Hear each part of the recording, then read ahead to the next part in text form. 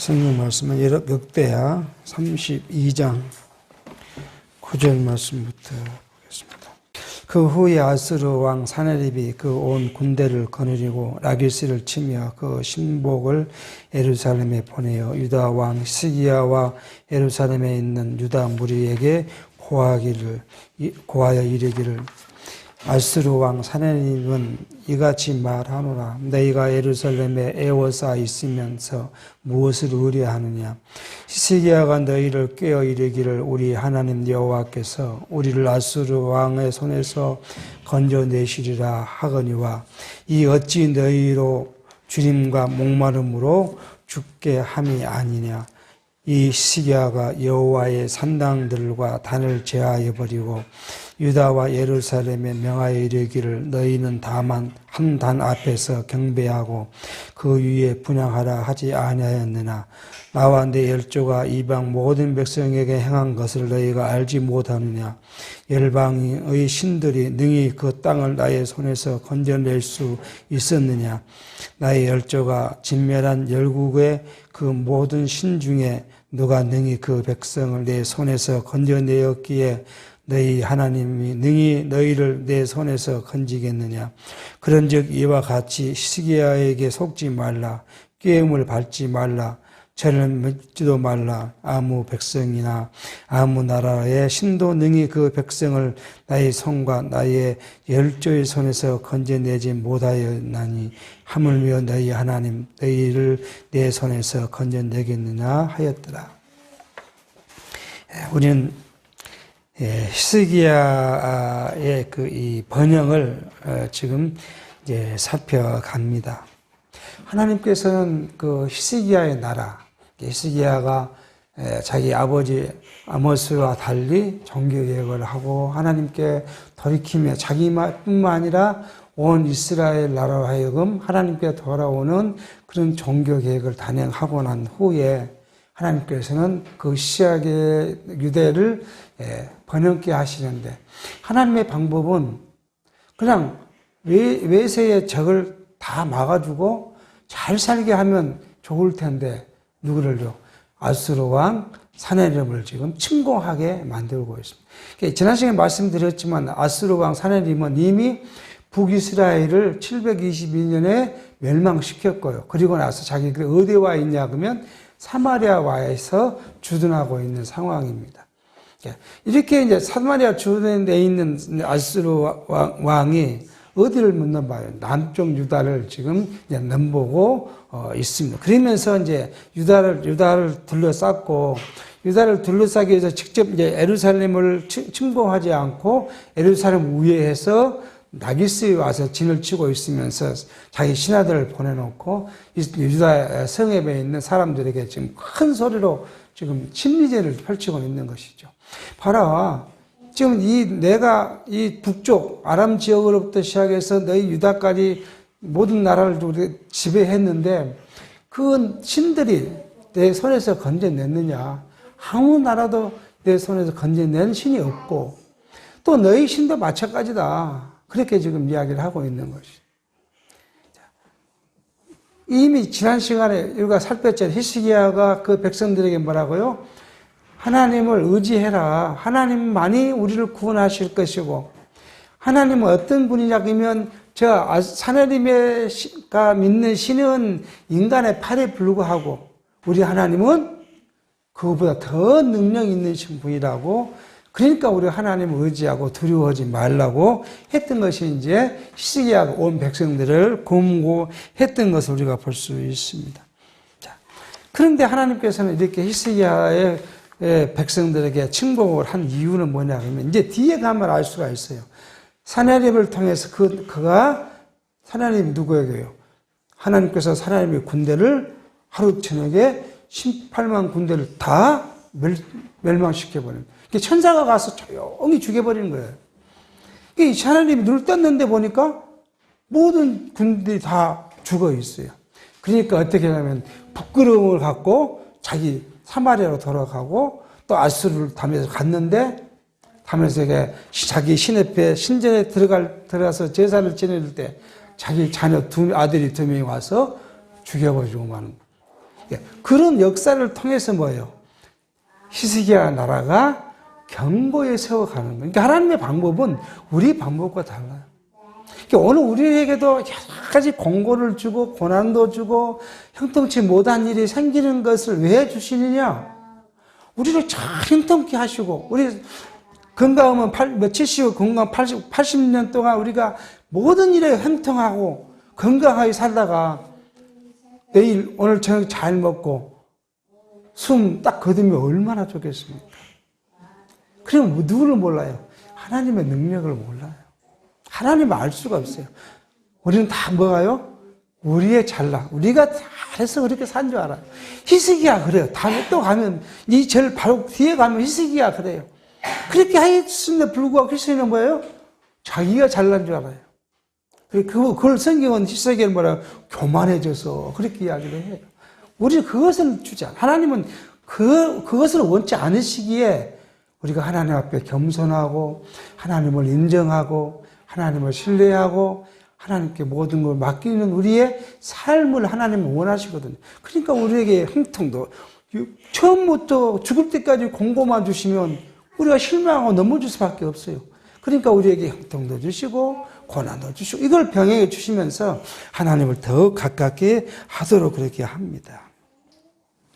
지금 이 사내림이 이스라엘 백성에게 지금 협박을 해요. 지금 공갈 협박을 하고 있는 거예요. 우리 많은 군대가 내일을 다 잡아 죽일 것이다. 만약 너가 빨리 항복하지 않으면 우리가 식량을 다 끊어버릴 거니까 네가 안에서 굶어 죽을 것인데 뭐 너희들이 잘났다고 이렇게 항복 안 하고 있느냐 하고 지금 협박을 합니다. 이게 뭐냐면 사단이 우리를 미혹하는 거예요. 현 우리 세대에서는 사단이 우리를 미혹하는 방법이 이게 있어요. 우리를 억압하게 했다가도 또 풀어주기도 했다가 계속 그렇게 함으로써 우리가 누구를 사단을 따라가게 해요. 그러니까 이걸 교회 안에서도 있어요. 어떻게 해요? 인간의 경험, 우리 경험. 이 경험을 갖고 이야기를 해요. 또 어떻게 명분을 갖고 이야기를 해요. 이렇게 하면 복을 받고 이렇게 하면 신앙생활 이렇게 하는 것이고 저렇게 하는 하여튼 인간의 경험을 갖고 가르쳐요. 그러니까 인간의 경험은 누구를 부정하는 거예요? 하나님을 부정하는 거예요. 우리는 다 하나님 앞에 세상이나 나나 다 하나님의 부족한 자로서 죄인임을 알고 고백하며 살아가는 것이 우리의 모습인데 야 이렇게 하는 것이 하나님 복 받는 것이야. 저렇게 하면 하나님의 저주를 받는 것이야. 이렇게 가르쳐요. 그게 일반 교회가 다 그렇게 해요. 가장 크게 뭐예요? 그러니까 하나님께 충성해야 복을 받는 거 아니에요? 심지어는 가끔씩 말씀드리면 어떤 교단에서는 뭐예요? 불질의 복을 받고 자녀의 복을 받고 건강을 복을 받아야 하나님의 복을 받았다고 가르쳐요. 그럴싸하잖아요. 여러분과 저에게 하나님께서 물질의 축복을 줬어요.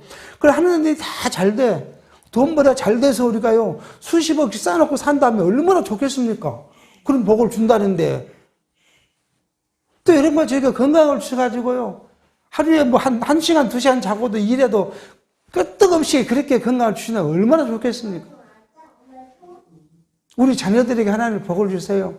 다 서울대로 가고 그냥 서울 가고 다 좋은 삼성을 입사하고 연봉을 뭐 수억씩 받고 이렇게 한다면 얼마나 좋겠습니까?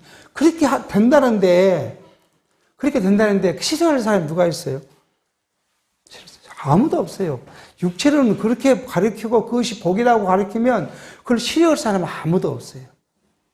근데 성경은 우리를 그렇게 가르치지 않고 우리는 그렇게 배우지 않지 않습니다. 하나님은 분명히 우리에게 자기를 경외하도록 형통과 공고를 겸하여 준 이유는 뭐예요? 내 미래를 알지 못하게 해서 누구만요? 오직 하나님만을 믿게 하기 위해서. 그렇게 성경 우리가 가르치고 있는데 인간의 기분 좋은 말로 그렇게 유혹한 거예요. 사단이 유혹한 것도 똑같은 거예요. 거기에 넘어가면 뭐예요? 거기에 열심히 분주히 뛰기 시작하는 거죠. 내가 복을 받기 위해서. 경쟁을 한 거예요. 신앙생활을 경쟁을 해요. 저 사람이 뭐 하면 나도 해야 되고, 저 사람이 새벽기도하면 나도 새벽기도 해야 되고, 저 사람이 철학기도하면 나도 해야 되고, 신앙생활이 경쟁이 되는 거예요. 계속 말씀드립니다. 우리 신앙생활은 뭐 지난 시간에 말씀드렸지만요. 의와 화평이에요. 하나님 앞에 신앙생활을 기쁨으로 해요. 뭐 때문에 기뻐요? 그리스도의 의가 우리를 덤립해 주시니까 우리는 기쁜 거예요. 그리스도의 의로 우리가 누구와 하나님과 우리와 화평을 이루고 원수됐던 것이 화평이 됐으니까 기쁜 거예요. 그래서 우리가 기쁜 거예요. 하나님 그래서 기쁘게 살아가는 거예요. 저 사람 경쟁할 이유도 없고 저 사람은 눈치 볼 게 없고 눈치 볼 게 없어요. 우리. 하나님은 나와 관계만 바르면 돼요. 그러면 하나님과 나와의 관계가 바라지면 누구와 관계가 수평적으로 지체와 관계가 바르게 되는 거예요. 이것이 안 되는데 지체가 그건 뭐예요? 형식이에요. 형식. 그러니까 나하고 하나님의 관계가 서원하고 안 맞는데 지체를 위해서 사랑한다고 해서 막 뭐 하는 거 이거 형식이에요. 이게 자기를 드러내는 자기 선을 드러내는 행위예요. 자, 우리 마음의 주변에서 그렇게 우리를 강합니다. 그렇게 우리를 경험을 강조합니다. 자, 이것은 우리에게 준 평강이 있을 수가 없어요. 오직 그리스도의 의가 화평이 우리의 평강을 줘서 기쁨을 살게 합니다. 자, 16절을 사내님의 신복들도 더욱 여호와 하나님과 그 종 히스기야를 비방하였으며 사내님이 또 편지를 써서 보내어 이스라엘 하나님 여호와를 욕하고 비방하여 이르기를 열방의 신들이 그 백성을 내 손에서 구원하여 내지 못한 것 같이 시기야의 신들도 그 백성을 내 손에서 구원하여 내지 못하리라 하고 사내님의 사나가 유다 방언으로 크게 소리질러 예루살렘 성 위에 있는 백성을 놀라게 하고 괴롭게 하여 그 성을 취하려 하였는데 저희가 예루살렘의 하나님을 해방하기를 사람의 손으로 지은 세상 백성의 신들을 해방하듯 하였더라. 이 말은 무슨 이야기냐면요. 이 앞에까지는 이 아람 사람들이 와서 아람의 방언으로 이스라엘 백성들에게 막 이야기하니까 사실 백성들은 무슨 말 하는지 모르고 귀만 열고 듣고 있는 거 아니에요. 그러니까 이번은 뭐래요? 유다 방언. 이스라엘 말로 이제 소리를 지는 거예요. 그러니까 뭐예요? 백성들이 이제 알아듣잖아요. 무슨 말인가 알아듣잖아요. 그러니까 백성들이 놀랬다는 거 아니에요. 아, 지금 이 아람 군대가 우리 와서 우리를 이렇게 죽이려 하는구나. 놀랬다는 거 아니에요. 자, 그런데 이 사내립이 하고 있는 여호와를 비방하는 것이 뭐냐 그러면 이제 대비해 봅니다. 사람의 손으로 만든 신을 비방하듯이 여호와 하나님을 비방했다. 그래서 뭐예요? 사람의 손으로 만든 신을 아무리 비방해도 뭐예요? 의미가 없잖아요. 그 신이 나를 저주하거나 나를 뭐 보복하나 그런 능력이 없으면 그 신 비방하듯이 전능하신 하나님 여호와를 비방했다. 그 비방의 결과가 이제 다음 나오게 합니다. 20절인데 이름으로 히스기야 왕이 아모스의 아들 선지자 이사야로 더불어 하늘을 향하여 부르짖어 기도하였더니 그러니까 이렇게 이제 이 말씀은 뭐예요? 히스기야 마음이 아주 화가 났다는 거예요. 하나님을 비방하니까 전능하신 하나님을 비방하니까 히스기야 마음이 막 격동하는 거예요. 이놈이 이렇게 된 거죠. 그래서 누구하고요? 당시 선지자 이사야와 함께 하나님께 기도했다. 그 이야기입니다. 세상 사람들은 어때요? 어려움을 당하면 누구에게 갑니까? 세상의 능력자에게 가는 거예요. 모두가 다 그래요. 우리도 어려움을 당하면 금방 누구에게 가요? 세상의 능력자를 찾아요. 누가 나오고 이 일을 해결할 수 있는 능력이 있는가? 우리 사돈의 8천 중에 누가 법조인이 있는가? 누가 무슨 뭐 경찰 고위 간부가 있는가? 뭐 이런 거 찾아요. 이게 우리 육체에 이렇게 돼 있어요. 육체는 그렇게 할 수밖에 없어요. 그런데 신앙인은 우리는 육체에 속한 사람이 아니고 어디에 속한 사람이요? 신령한 나라에 속한 신앙인들, 신령하는 또 다른 신분이 우리의 신분이 있잖아요. 우리는 누구에게요? 하나님께 이 일을 먼저 호소하는 거죠. 그러니까 어려움을 당했는데 신앙인 중에서 어려움을 당했는데 두 가지 분류가 나와요. 어떤 사람은 뭐예요? 하나님께 먼저 기도하고 어떤 사람 누구를요? 세상의 능력자를 찾고. 그렇다고 그것이 해결되는 거 아니에요. 다 시간이 가고 그렇게 함으로써 이 일이 끝나는 거지. 그냥 내일 당장 오늘 그래서 내일 당장 모든 것이 딱 해결돼서 내가 기쁨으로 살아가는 일이 별 수 없습니다. 자, 이게 이제 우리의 신앙의 자세예요. 환경에 처했을 때 우리가 환경으로부터 지배를 당하느냐 아니면 우리가 환경을 지배하느냐. 우리가 하나님께 먼저 기도하고 이 일이 어디서 왔고 무엇 때문에 생겼고 이걸 통해서 나를 어디로 하나님 인도에 가시려고 하신가 하는 뜻을 구하는 자는 뭐예요? 마음에 평안을 갖고 이 일을 대하게 된 거예요. 그러면 뭐가 생기겠어요? 객관적으로 이 일을 볼 수가 있어요. 상황을. 두려움이 없이 객관적으로 보면 해결의 방법을 하나하나 하나님의 지혜로 찾아갈 수 있어요. 근데 뭐가 있으면요? 이 일에 두려움이 생기면 어쩔 줄 몰라하잖아요. 그러니까 뭔가는 모르고 막 이것저것 하다 보면 뭐예요? 뒤죽박죽 돼서 뭐예요? 힘은 힘대로 들고 물질은 물질대로 들고 고통은 고통대로 들고 그런데도 해결이 안 되고 이게 우리가 인생을 경험해본 것 같고 그러니까 우리는 제일 먼저 뭐예요? 우리 속담에 호랑이한테 물려가도 진다고요? 정신을 차리면 산다고 하잖아요. 우리 환경이 우리를 엄습해 왔을 때 정신을 차리고 하나님께 나아가고 하나님으로부터 지혜를 받고 그것을 생각하고 그걸 하나씩 하나씩 해결하는 것이 우리가 갖고 있는 특수한 우리의 신이라는 것을 생각하게 합니다. 자, 이 말씀은 열왕기하 19장에 이렇게 말해요. 히스기야 기도입니다. 히스기야가 사자의 손에서 편지를 받아보고 여호와의 전에 올라가서 그 편지를 여호와 앞에 펴놓고 그 앞에서 기도하여 가로되 그룹들 위에 계신 이스라엘 하나님 여호와여 주는 천하 만국의 홀로 하나님이시라 주께서 천지를 조성하셨나이다. 이 말을 되죠. 이 앞에도 지금 그 하나님이 편지를 써 보냈다 하잖아요. 이름을 갖고 성전에 들어가서 딱 하나님의 펴놨습니다. 이건 뭐예요? 하나님을 조롱하는 좀 편지잖아요. 이건. 그러면서 뭐예요? 그룹 사이에 뭐예요? 지성소 위에 뭐가요? 두 그룹이 있었잖아요. 그룹 사이에 계신 하나님이요. 당신은 이 세상을 조성하는 분이 창조주 하나님이시지 않습니까? 전능자 아니시지 않습니까? 그렇게 지금 기도했다는 거 아니에요. 그렇게 불렀어요. 우리가 믿는 하나님이 그분이에요. 우리가 믿는 하나님은 전능하신 분이에요.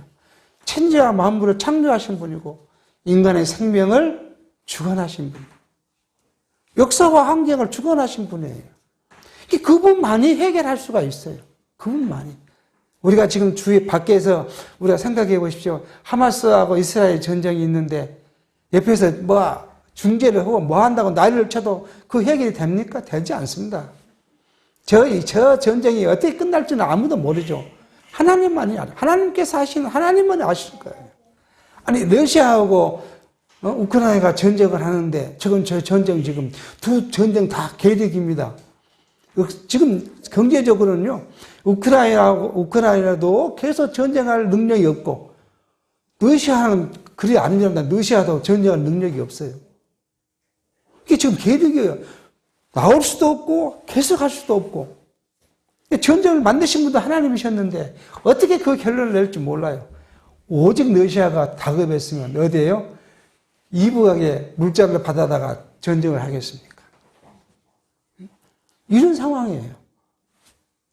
그러니까 전쟁도 주관자시고 하나님이신 우리 생명도 하나님이시고 그 하나님이 우리의 신앙의 대상이에요. 그러니까 어떤 상황, 환경이 우리가 온다 하더라도 그 전능하신 하나님께 기도하고 그분의 능력을 의지하고 그분께 우리가 의뢰하면 하나님은 뭐예요? 자기를 의뢰하는 자를 그냥 나 모른다 하지 않는. 그게 하나님의 우리의 약속이 언약이에요. 그게. 21절입니다.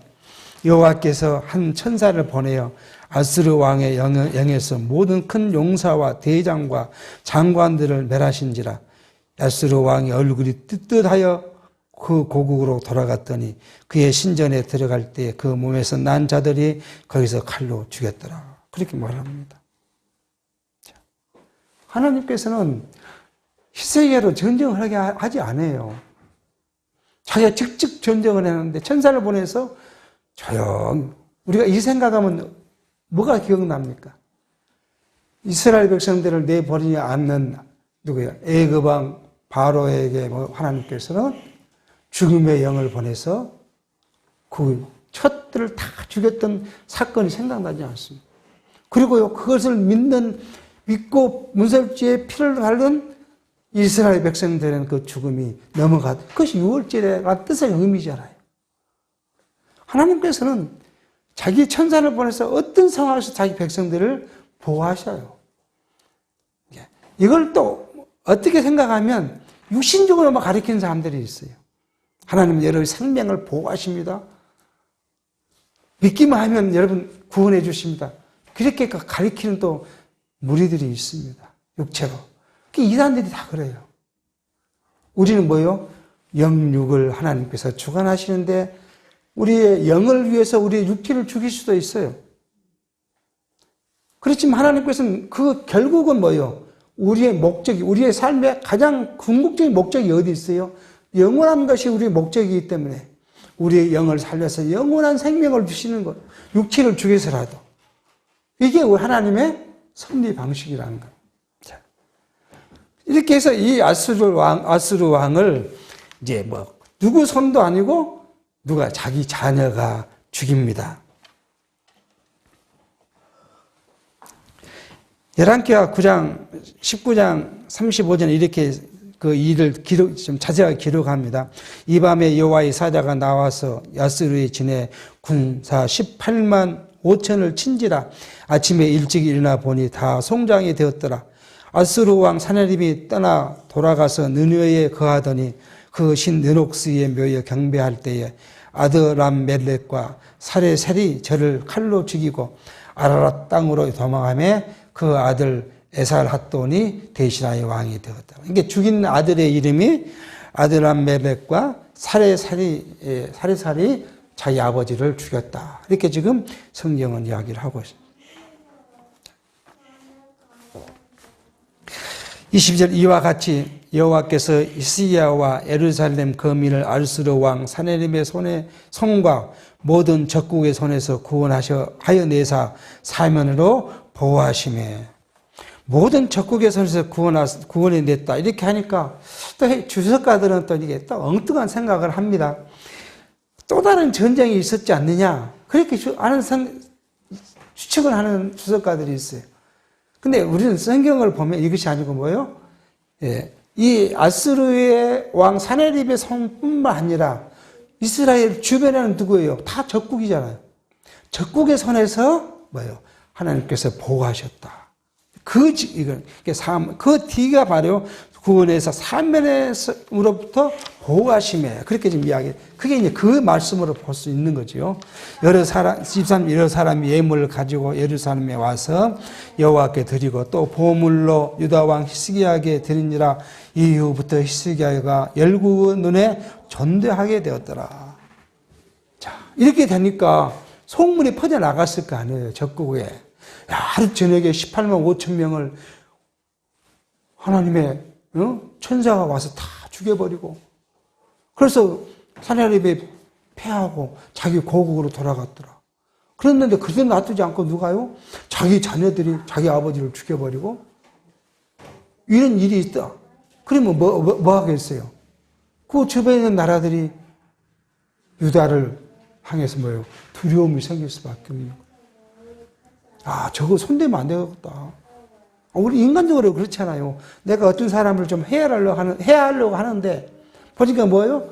그 집에 자녀들이 건강하고 힘도 좋고, 그 집에 예를 들어 조카사이나 순천 경찰서장이고, 사도는 판사고, 근데 누가 가서 그걸 건드리겠습니까? 뭐라 해도 그냥 땡 하고 죽어 지내야지. 누가 가서 한번 붙어보자 할 사람이 누가 있겠습니까? 지금 이 말씀이에요. 하나님께서 그 이스라엘 백성을 이렇게 보호하시니까 주변에서 그걸 두려워서 뭐예요? 이제는 뭐가 가져가요? 조공을 가져가고요. 금은 보화를 갖다 드리고 이것이 뭐예요? 화친하는 것이죠. 그러면서 이 히스기야의 히스기야가 열국에 있는 주변의 모든 나라가 바라볼 때 히스기야 이름이 존귀하게 된 거예요. 이게 누가 하나님께서 다윗에게 어떻게 약속해서 내 이름이 존귀케 되주겠다는 것과 동일한 말씀. 그렇게 되니까 지금 이렇게 되니까요. 자, 24절. 그때 히스기야가 병들어 죽게 된 거로 여호와께 기도하며 여호와께서 그에게 대답하시고 또 이적을 보셨으나 히스기야 마음이 교만하여 그 받은 은혜를 보답지 아니하므로 진노가 저와 유다와 예루살렘에 임하게 되었다. 보십시오. 그렇게 자기가 다 형통하고 이제 권세를 갖게 되고 모든 열국이 자기한테 뇌물을 갖다 바치고 정욕을 바치게 되니까 하나님께서 자기의 베푸신 은혜를 망가게 해버리고 거만해졌다는 거예요. 자기가 잘한 줄 알았다. 그러니까 우리가 보면 우리 육체의 삶 속에서 육체의 우리의 형통이 결국 하나님 앞에서는 축복만이 아니라 너무 하나님께서 나를 시험에 빠지게 하려면 계속 형통케 해요. 어디까지요? 내 마음이 교만해질 때까지. 그래서 하나님을 의지하지 말고 안 하고 내가 잘해서 뭔가 되는 것처럼 할 때까지 하나님은 나를 교만하게 만들어요. 그래 놓고는 하나님이 나를 한번 배신하기 시작한 것이죠. 실패하게 만들고 나라에 빠지게 하고 그렇게 해서 뭐예요? 아, 이게 모두가 누가 주신 은혜요? 하나님의 은혜로구나 하는 것을 깨닫게. 그러니까 예수께서 말씀하시는 게 그래서 이것도 다 합체로 보면 뭐예요? 내가 하나님을 알게 하시고 그를 의지하게 하시니 선한 것이다. 그래서 협력하여 선을 이룬다는 거예요. 육체는 고통스러워도 협력해서 육체의 고통이 하나님을 더 알게 하시니 하나님께 나가게 하시니 그것이다. 이 받은 바 은혜를 보답지 아니함으로 그렇게 이야기를 합니다. 이것이 뭐예요?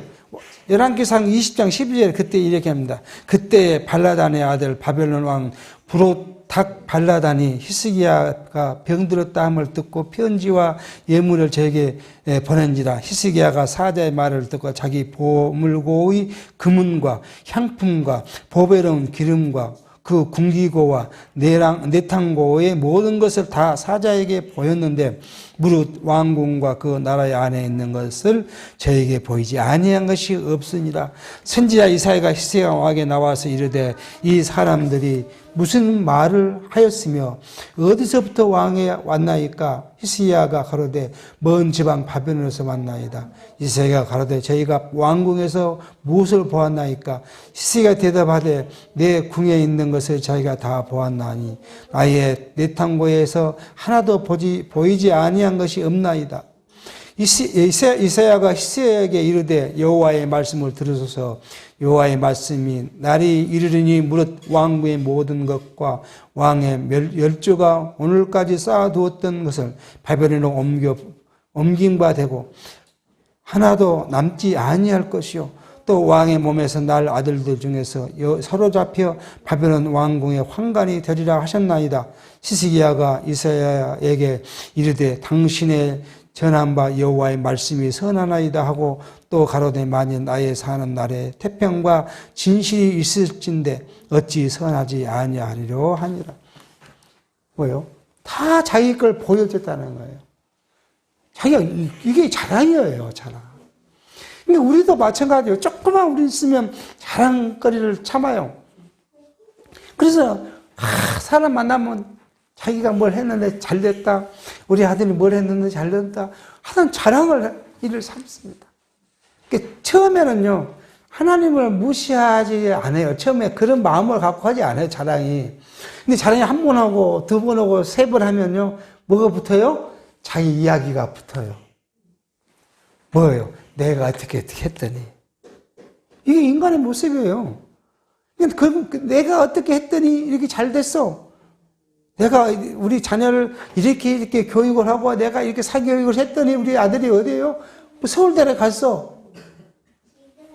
다 자기가 하는 걸로 이제 다 바꾸면 되죠. 처음에는 그렇게까지 말 안 해도 이게 하다 보면 누구를? 여호와 하나님을 잊어버리고 이게 잊어버린 거예요. 잊어버리고 자기가 다 한 것처럼.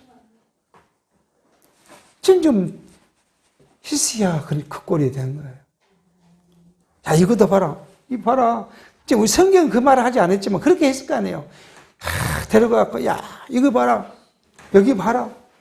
이게 뭐, 궁전에 있는 거, 여호와 전에 있는 거, 자기 내탕고에 있는 거, 내탕고 주변에 다른 성에다가 쌓아둔 거 다 보여줬다는 거 아니에요. 보여줘. 근데 보여주러 갈 때 어떻게 했어요? 사자와 타는 바벨론 사자와 함께 갈 때 어떤 이야기를 했겠습니까? 자기 자랑을 하지 않았겠어요. 자. 그러면서 말이 그 말이에요. 나중에 히스기야가 이제 26절 히스기야가 마음의 교만함을 뉘우치고 예루살렘 거민들도 그와 같이 하였으므로 여호와의 노가 히스기야의 생전에는 저에게 임하지 아니하니라. 롤러코스터 같은 인생을 지금 살아갑니다. 언제는 아람 군대로부터 정복을 당할, 멸망을 당할 위기까지 갔다가 하나님께서 그를 또 했더니 자기 잘난 줄 알고 또 한참 올라갔다가 하나님이 또 이렇게 때리시니까 겉에서 자기 잘못을 뉘우쳤다. 그렇게 지금 이야기합니다. 이 뉘우침, 오늘 우리는 회개라고 하잖아요. 이 뉘우침은 복입니다. 성도에게는 복이에요. 신자에게는 하나님을 잊어버린 것, 이 뉘우침이라는 게 뭐예요? 우리가 하나님을 잊어버렸던 것을 깨닫고 돌아온 거잖아요. 이것이 복이에요. 왜? 그렇게 하나님께 돌아오니 뭐 하나님과 우리 관계가 화목하게 돼요. 그게 복이에요. 그러니까 우리는 항상 그 생각을 해야 돼요. 내가 혹시라도 하나님을 잊어버리고 내 뜻대로 했던 것이 있는가? 내 마음대로 살아가고 있는가? 하나님께 나아가지 못한 나의 모습이 있는가? 우리 그것이 항상 우리 마음속에 간직되어 있고 생각해 있는 것이 우리 신앙생활의 모습이라고 볼 수가 있겠습니다. 짐승은 뉘우침이 없어요. 반성이 없잖아요. 짐승은요. 인간은 그 뉘우침. 우리에게 주는 유일한 것이에요. 뉘우침. 성도에게 주는 유일한 권리예요. 자, 27절 히스기야가 부와 영광이 극한지라 이에 은금과 보석과 향품과 방패와 온갖 보배로운 그릇들을 위하여 국고를 세우며 곡식과 새 포도주와 기름의 산물을 위하여 창고를 세우며 온갖 짐승의 외양간을 세우며 양떼의 우리를 갖추며 양떼와 많은 솥들을 위하여 성읍들을 세웠으니 이는 하나님이 저에게 재산을 심히 많이 주셨으며 히스기야의 부가 어디에서 왔다고요? 하나님께서 심히 주셨기 때문에. 히스기야 잘났을 아니라고 지금 딱 이제 못 받고 있습니다.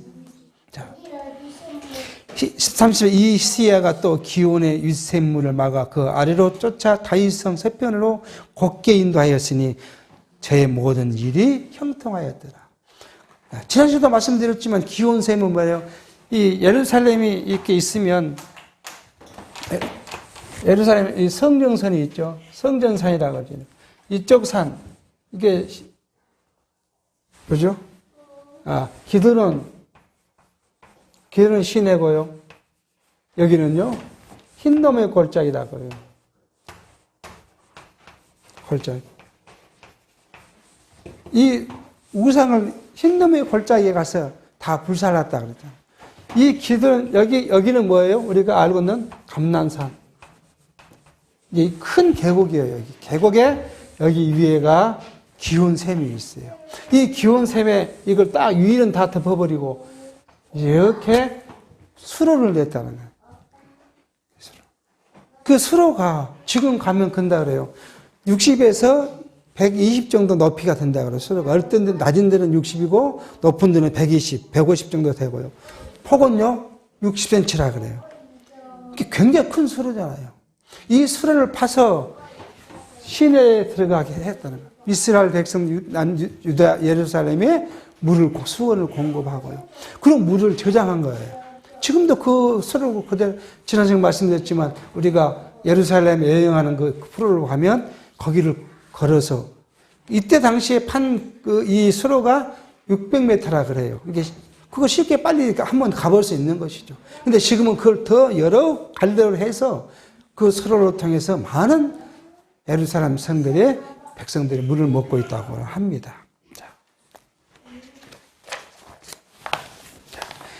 31절 그러나 바빌론 병득들이 히스기야에게 사자를 보내어 그 땅에서 나타난 이적들을 물을 때에 하나님이 히스기야를 떠나시고 그 심중에 있는 것을 다 알고자 하사 시험하셨더라. 하나님께서는 이제 누구를요? 앞에 이사야를 통해서 말씀하신 거 있죠? 바벨론을 다 가져갈 것이라. 그래서 바벨론 방백들이 히스기야에게 사자를 보내갖고 이제 질문을 해요. 물어보니까 하나님이 또요? 하나님이 히스기야를 붙잡고 있으면 지혜가 있어서 그 답변을 잘 할 것인데 하나님이 히스기야 마음에서 떠나버렸다고. 이유는 뭐예요? 내가 인간적으로 희생돼 어떻게 답변하는 걸 보겠다. 그 이야기잖아요. 그러면 하나님께서 히스기야의 마음을 몰라서 이렇게 시험하실까요? 그렇지 않죠. 하나님께서는 뭐예요? 이미 이사야를 통해서 예언한 예언을 성취하셔야 돼요. 그러니까 성취하기 위해서는 히스기야를 어디로 몰아내야 돼요? 아주로 몰아내야 돼요. 그러기 위해서 하나님이 떠나오셨다. 그렇게 지금 이야기합니다. 신명기에서는 이 광야의 40년을 광야길로 인도하신 목적을 뭐라고 하고 있냐 그러면 신명기 8장 2절에 지금 내 하나님 여호와께서 이 40년 동안에 너로 광야의 길을 걷게 하신 것을 기억하라. 이는 너를 낮추시며 너를 시험하사 내 마음이 어떠한지 그 명령을 지키는지 아니 지키는지 알려 하심이라. 그러니까 이스라엘 백성들을 40년간 광야 생활을 시킨 것은 이스라엘 백성이는 고통이죠. 근데 뭘 알기 위해서요? 이스라엘 백성들을 낮추시기 위해서. 오늘 우리도 마찬가지예요. 우리 하나님께서 우리를 시험하실 때는 뭐예요? 우리를 낮추사 누구를 높이시고요? 하나님을 높이시고 하나님을 경외케 하기 위해서 우리를 낮춰주십니다. 그러니까 그래서 우리는 가장 나쁜 우리의 모습이 뭐예요? 교만이죠, 교만.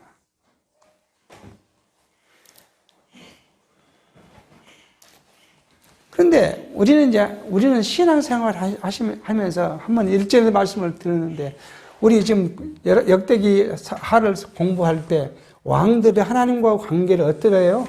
하나님을 전심으로, 그렇게 이제 전심으로 섬겼더라. 아니면 하나님을 전심으로 섬기지 못했다. 그 다음에 또 하나님을 온전히 그렇게 이야기를 합니다. 우리는 이 뜻을 두 가지로 해볼 수 있어요. 하나님을 전심으로 하는 것은 하나님만이죠. 하나님만 의지하고 하나님만을 경외하고 하나님의 뜻을 구하는, 이게 하나님을 전심으로 섬기는 일들. 근데 이 반대가 뭐예요? 반대. 두 마음. 반대. 이게 뭐예요? 세상이었습니다. 이거 신령한 것이죠. 그러니까 우리가 하나님을 경외하고 섬긴다 하는데 우리 마음이 어디를 많이 가요? 육체의 소욕을 따라가요. 그것이 우리가 육체를 입고 있으니까 육체의 소욕을 따라가요. 육체의 것이 생각나고 육체의 것이 걱정되고. 이거 자꾸 말씀드리지만 이기기 힘들어요. 그러니까 우리가 매달릴 수밖에 없는, 내가 이길 수 없으니까 하나님께 매달릴 수밖에 없는, 내가 전심으로 두 마음을 품지 않고 오직 한 마음 하나님만을 생각하고 살아갈 수 있도록 성령으로 나를 힘을 주고 나를 지켜주시고 나를 보호해 주시고 그렇게 기도할 수밖에 없는 이유가 여기에 있어요. 하나님은 뭘 원하시는데? 한 마음 하나님만을 그렇게 원하시니까. 근데 우리 육체는 잘 못해. 그러므로 우리가 하나님께 기도해서 성령을 통해서 나를 하나님을 전심으로 섬길 수 있도록 하나님만을 의지할 수 있도록, 내 능력이 안 되니까 하나님의 능력으로 나를 지켜달라고 기도할 수밖에 없어요. 또요, 온전이라는 것이 뭐예요? 온전. 온전이라는 것은 뭐예요?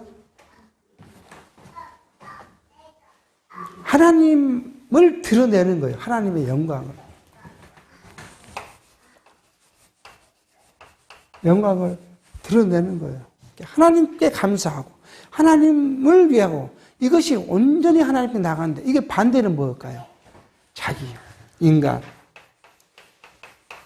자신을 드러내는 거예요.